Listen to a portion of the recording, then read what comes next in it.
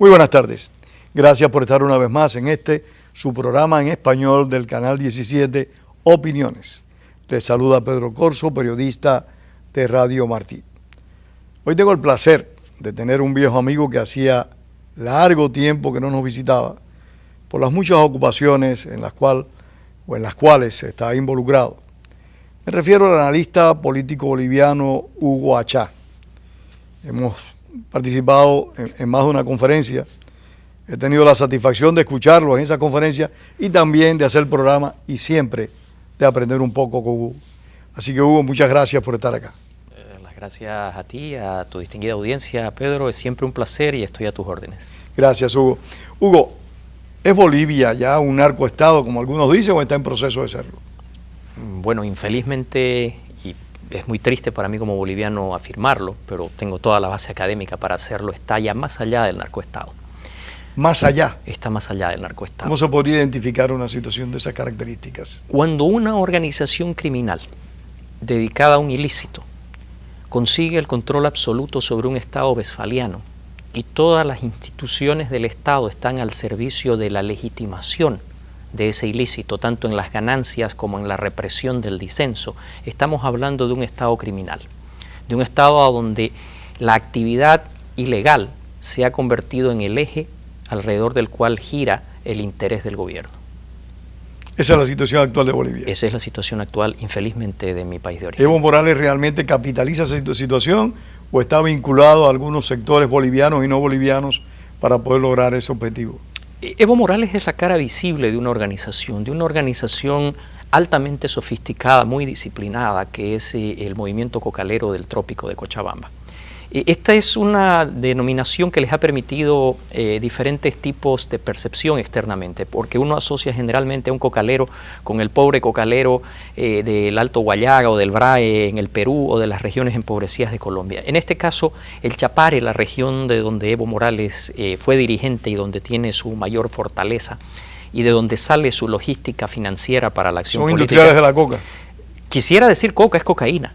La coca del Chapare, por diferentes características que sería muy largo explicar, tiene un único destino. Y ese destino es exclusivamente la fabricación del alcaloide. No hay ningún otro tipo de destino posible, ningún uso tradicional. Jamás antes del establecimiento de la organización cocalera en esa región se produjo coca en esa área. Así que también aquel mito de la cuestión de la herencia, del patrimonio, de los pueblos indígenas de Bolivia, no tiene nada que ver ni corresponde con la realidad. O sea, una gran farsa todo esto. Es un discurso hábilmente montado, vuelvo a repetir, por esta organización que ha sabido aprender en lo interno, capitalizar los intereses de la empresa privada. Hoy día, sorpresivamente tal vez para la mayor parte de tu audiencia, los mayores soportes de la administración de Morales están en el sector privado, porque nunca antes se ha visto semejante flujo financiero en la historia del país. Te doy una referencia rápida. Las exportaciones tradicionales de mi país eran los minerales, los productos del agro y básicamente el gas. Los tres productos han sufrido una caída monumental en los últimos meses, en los últimos años. Empero la situación económica del país continúa brillante. Entonces, si uno... Eso es gracias a la coca, perdona que te interrumpa. Básicamente, a la cocaína. Merced al flujo de lo ilícito. Sin el flujo de lo ilícito, la realidad boliviana hoy día sería de una crisis económica absoluta. Y esa contaminación, vuelvo a repetir, en todas las esferas de la realidad de un Estado, nos lleva a una constatación tristísima. Un país, un Estado westfaliano, con todas sus instituciones al servicio de lo ilegal. ¿Cómo es posible que una persona como Evo Morales, que no es un hombre con la preparación necesaria, y no me refiero de que sea universitario, sino una preparación mínima y un equilibrio mental sano, que no cae en las tonterías que Evo Morales dice, como que la Coca-Cola deja a la gente calva o que el pollo convierte a las personas en otro sexo, en otra inclinación sexual que cambia la inclinación sexual de las personas. ¿Cómo una persona que es capaz de decir tales disparates ha podido llegar a ser la cabeza visible de ese grupo?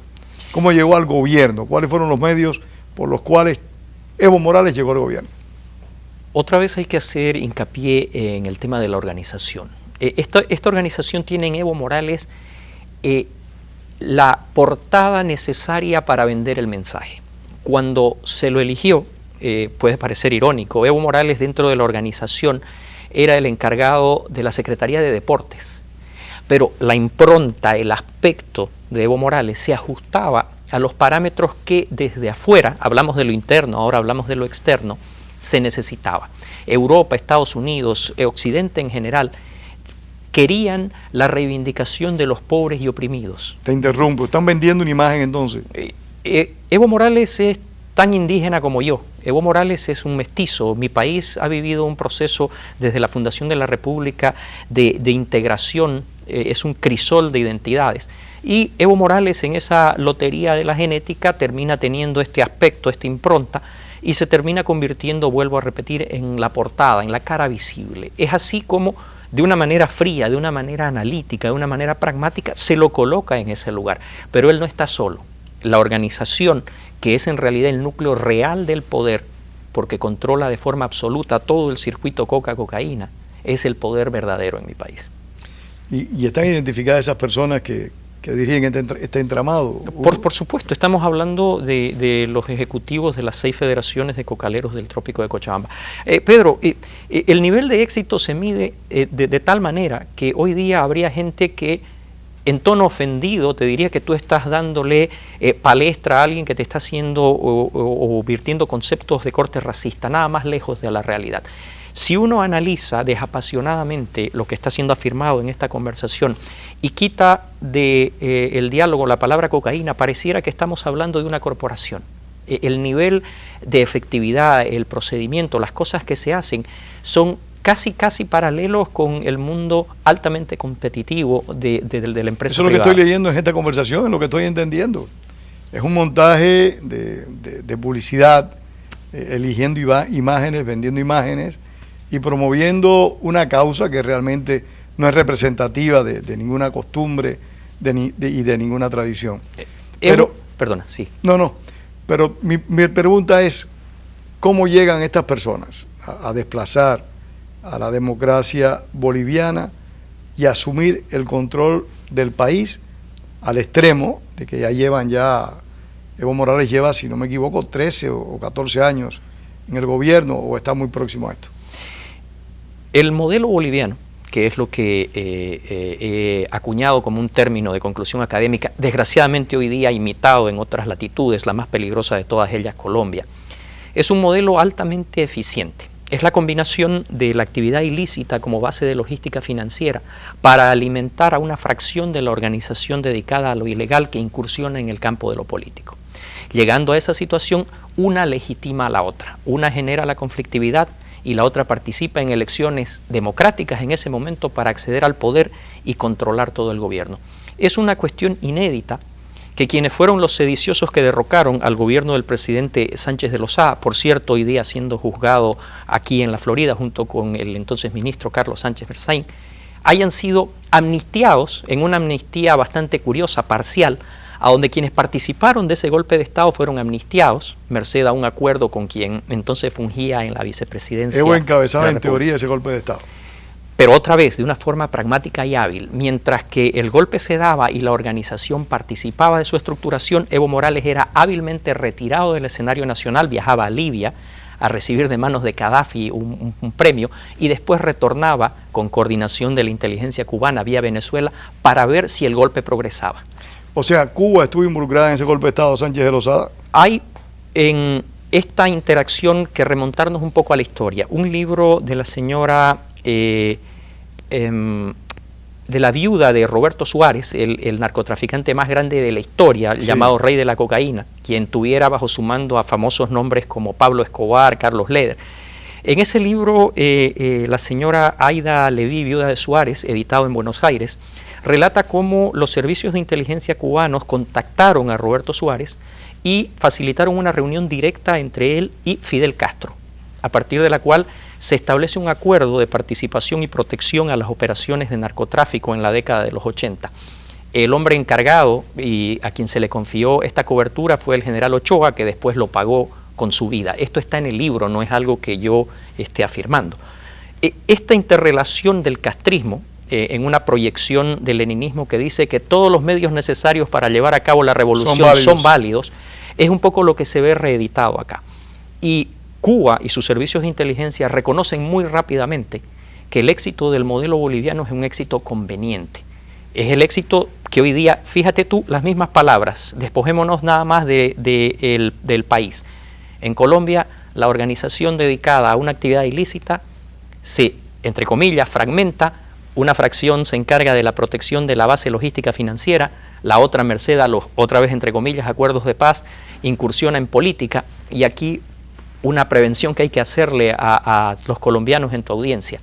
Cuando Evo Morales incursionó por primera vez en política, todo el mundo decía, es imposible, no tendrá el apoyo necesario. En su primera elección tuvieron 2 diputados, 2 representantes en la jerga política norteamericana. 3 ciclos electorales después eran el gobierno legalmente constituido de la República de Bolivia. Bueno, esa fue la jugada en su momento también, sin establecer comparaciones, simplemente por coincidencia histórica, de Lula da Silva. El PT, en buena medida, merced también a cuestiones que son riesgosas, hace parte de una realidad donde el modelo boliviano también está ejerciendo perniciosa influencia. Pero en el Brasil se está dando a través de una organización que se llama el Primeiro Comando da Capital, el PCC. Es una organización delictiva que está cada vez más imbricándose en la actividad política por la vía del financiamiento o por la participación de sus miembros. Hay que tener mucho cuidado porque si el gigante brasilero cae bajo la influencia de esto llamado el modelo boliviano, tendremos una situación geopolítica de difícil control en las Américas. Sí, porque estamos hablando de Colombia en un extremo y de Brasil en el otro, 2 países particularmente importantes. Brasil ni hablar. Brasil ni hablar. Colombia es estratégicamente importantísimo. Las encuestas, la participación de Petro, y vuelvo a repetir, ese escepticismo sano en democracia, pero desgraciadamente ingenuo, de decir, no, está basado en que no hay una afinidad ideológica o que no tendrá un soporte popular. Quien controla los medios financieros en una América Latina que sigue teniendo amplios sectores de población empobrecidos, controla en buena medida hacia dónde el peso del voto terminará inclinándose. Hugo, ¿y en qué medida Evo Morales, participando indirectamente en este golpe militar, ese seleccionado, elegido por esa clase dirigente, por ese grupo ilegal vinculado al narcotráfico, para que asuma la conducción del proceso? Bueno, el proceso tiene dinámicas de una disciplina vertical. Está explicado porque el origen de la organización de Morales tiene su génesis en los sindicatos mineros, y los sindicatos mineros tenían una extracción marxista-leninista ortodoxa. Sí. Desde ese punto de vista, la autoridad es vertical y no se cuestiona. Quien es el llamado secretario ejecutivo, en este caso Evo Morales, no puede ser cuestionado en su posibilidad de ejercicio del poder. La trayectoria que lleva a Morales desde aquella primera elección con 2 representantes hasta la silla presidencial tuvo sus altas y sus bajas, pero jamás se apartó de la línea establecida desde el mando jerárquico. Por ello hay que entender nuevamente, cuando se habla de esto y después se reconoce que se destruyó la República, se la sustituyó por una entelequia jurídica que se llama el Estado plurinacional, se categorizó por origen racial derechos políticos, algo que no se había visto desde los tiempos de la Alemania. Una práctica verdaderamente racista, sin embargo ellos lo acusan a uno de racista si uno critica a Evo Morales. Yo te doy una anécdota rapidísima. En el proceso de la Asamblea Constituyente, convocada por Morales, para hacer una constitución que después el mismo Morales se ha encargado de violar, yo tuve una conversación que es básicamente increíble si no hubiese sido de experiencia personal con gente de la cooperación escandinava, que me manifestaba que debíamos darle la oportunidad a Morales para que aprendiera. Y entonces yo les planteé un interrogante. ¿Estás hablando de europeos? Estoy hablando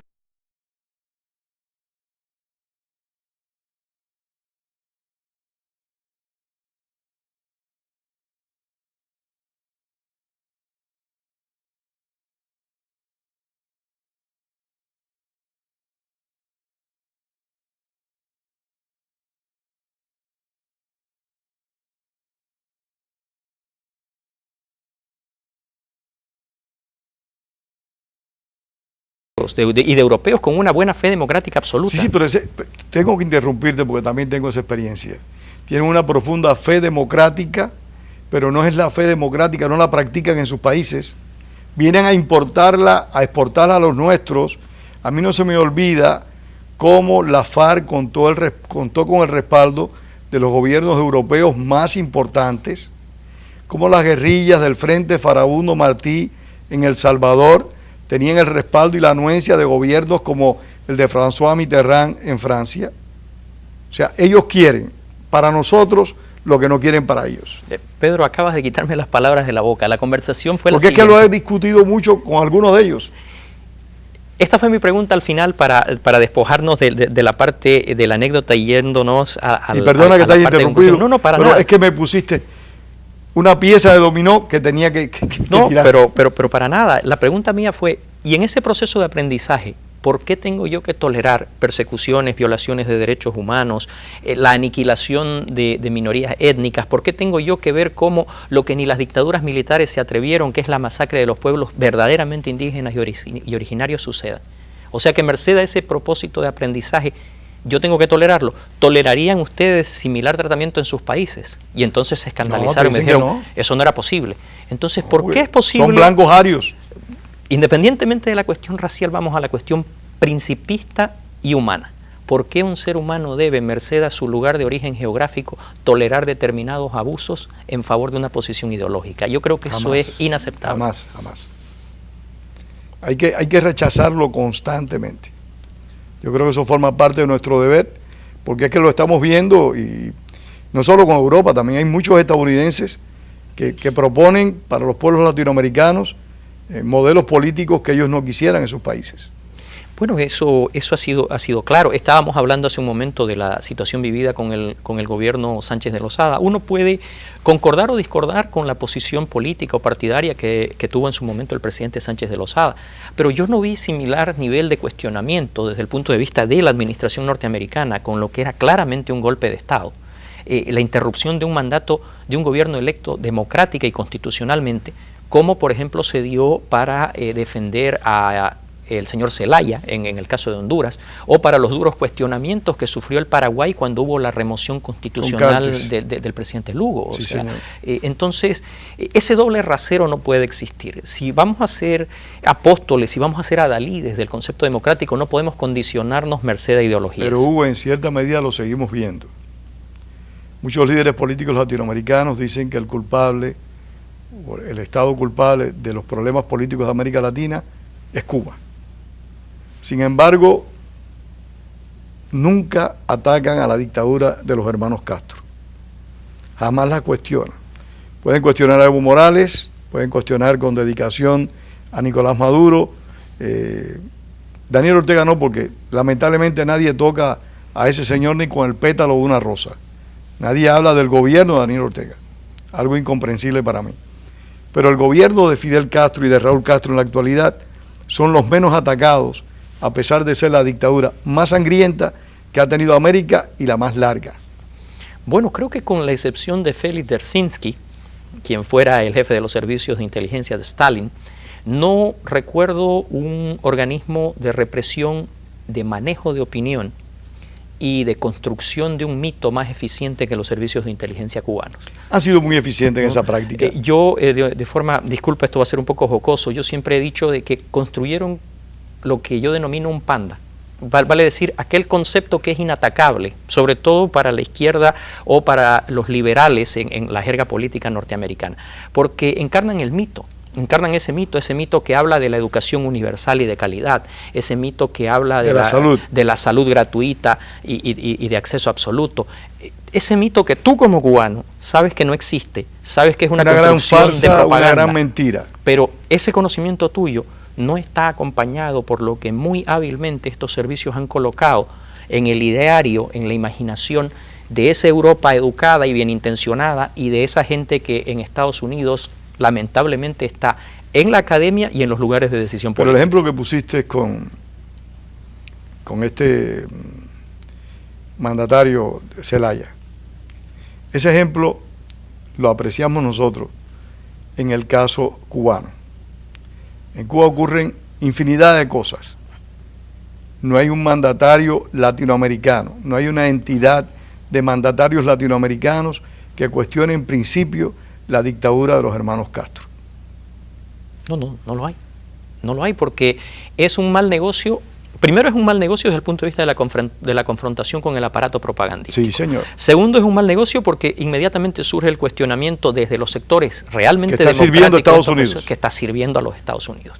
Y por último, está el efecto que muchos gobernantes sufrieron en carne propia cuando se negaron a cooperar con el clientelismo político Fidel, nacional, por un lado, estabiliza. Pero por el otro lado, con las tentativas de desestabilización. Yo no puedo dejar de pensar cuando uno analiza la situación de Venezuela hoy, y no puedo dejar de recordar el Caracazo, Machurucuto, no puedo dejar de recordar todas las tentativas sostenidas que el régimen de La Habana tuvo en relación a Venezuela y que finalmente logra esa penetración y ese éxito, tal vez de la mano del más inesperado actor. Una persona como el entonces teniente coronel Hugo Rafael Chávez Frías, que en un primer momento critica al gobierno al que intentó deponer por su acercamiento a Castro y termina siendo la cabeza de playa. Es un personaje extremadamente complejo. El señor Carlos Andrés Pérez, no voy a decir que era un aliado, pero era muy próximo a Fidel Castro. Sin embargo, fue la persona que abrió el espacio en Venezuela para que miles de cubanos, entre ellos yo, pudiéramos salir de la dictadura e ir a vivir un país de democracia. Pero ese señor fue también el hombre que invitó a que Fidel Castro participara en su coronación, en su segundo mandato. Exactamente. Y vino a atacar a la dictadura de Fidel Castro cuando tuvo que conocer el exilio. En Venezuela había una periodista, y voy a decir su nombre, no sé si vive o no. Yo la padecí, mira cómo te estoy hablando. Se llama Isa Dobles. Esa señora tenía palabras de elogios constantemente para la dictadura cubana. En una ocasión llevó a Fidel Castro a su programa, a Venezolana de Televisión, y le faltaba tiempo para darle elogios al dictador cubano. Nosotros le escribíamos, le reclamábamos una postura crítica con la dictadura, jamás en la vida nos respondió. Y cuando te hablo de nosotros, te hablo de muchas personas, no de mí. Nunca nos respondió.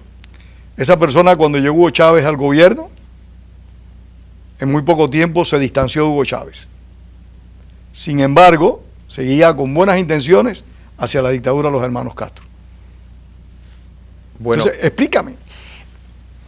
La explicación es, como dije antes, parte de esa construcción eficiente del mito. Parte de mi formación académica en el área de ciencias políticas se dio en Brasil. La academia brasilera es de alto nivel. Yo diría que en sus niveles de élite comparable con cualquier otro país del mundo. Sí. Sin embargo, la prevalencia del mito cubano es impresionante. La cantidad de foros de solidaridad, de eventos que se dan en todo el sistema educativo superior brasilero te dejaría perplejo. Y cuando hay cualquier tipo de cuestionamiento, cuando llegan cubanos que padecieron la dictadura e intentan hacer valer ese testimonio en el ambiente académico, es absolutamente imposible. Porque de nuevo es como atacar a un panda.